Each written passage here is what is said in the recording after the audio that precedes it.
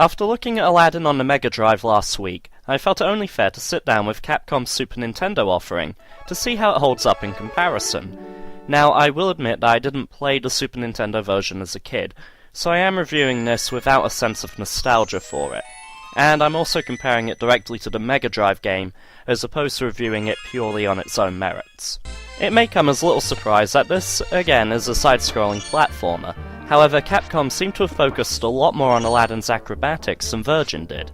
Instead of a sword, you have to jump on enemies to defeat them, and there's more emphasis on swinging from poles and making precision leaps. To aid you in this, you can also obtain a parachute, which makes the game somewhat easier. I do have to question some of Capcom's design choices. The graphics in this game are typical of the era, but it doesn't look like the movie. In Virgin's title, the characters had little shading and dark, stark borders that stood out against the levels, which in turn tried to emulate the painted backgrounds of the film. Here, everything looks and feels like a game. As such, I don't feel the graphics represent the source material as well as they could have done. The levels, while fun and challenging, are glaringly linear. There are a couple of sections where skill can take you on a slightly different route, but they are few and far between.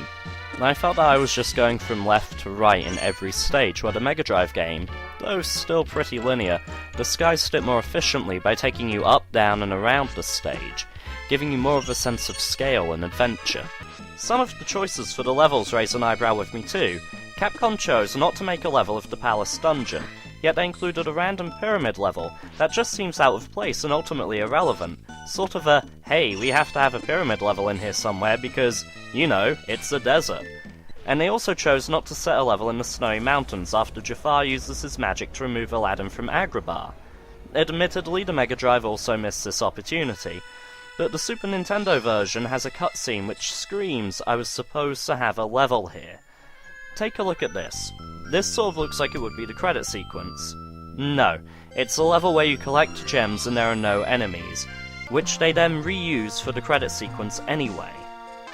And then there's the magic carpet sequence. Now, the Mega Drive version of this was fast, furious, fun, and also gave me a sense of peril and excitement. The Super Nintendo version just seemed to lack in all of those areas. I think they also dropped the ball on the genie level. It was an amazing sequence in the movie, and they even managed to use the music from the film. But this looks nothing like this. The Mega Drive version, however, gave us this. Add to that the fact that the level seemed uninspired and tedious. Well, it's not hard to tell that I was ultimately unimpressed by it. On the note of the music, there are very few tracks from the film in here.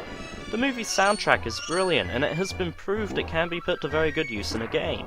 The renditions that are in here sound fantastic, but the rest of the game utilizes original music that's largely forgettable.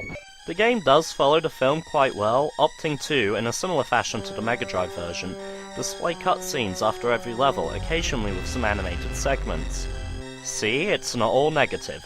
I did enjoy this game, and I would probably play it again. The controls are responsive, the difficulty curve was fair, and there are neat additions that allow you to upgrade your maximum health. Then there's the challenge of completing the game collecting every red gem along the way for added replay value. I even liked the use of Aladdin's acrobatics, and it made for some tricky segments that weren't overly frustrating. Boss battles are also far superior to the Mega Drive version, mainly because they can't all be beaten with the same method, and Jafar actually does something. The battle with his snake form is a bit more impressive, though it's still fairly easy for a final battle. Again, you don't get to fight his genie form. If I were rating this game on its own merits, I would say that it had a ton of potential and is a good game.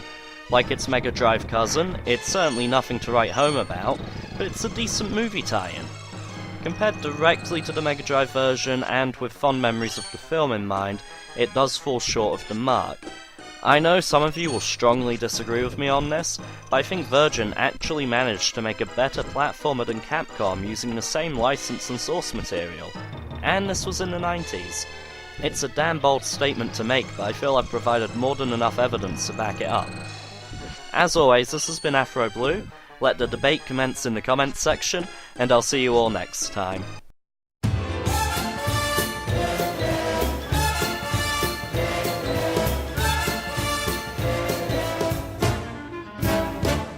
Well, Alibaba had them 40 thieves. Scheherazade had 1,000 tales.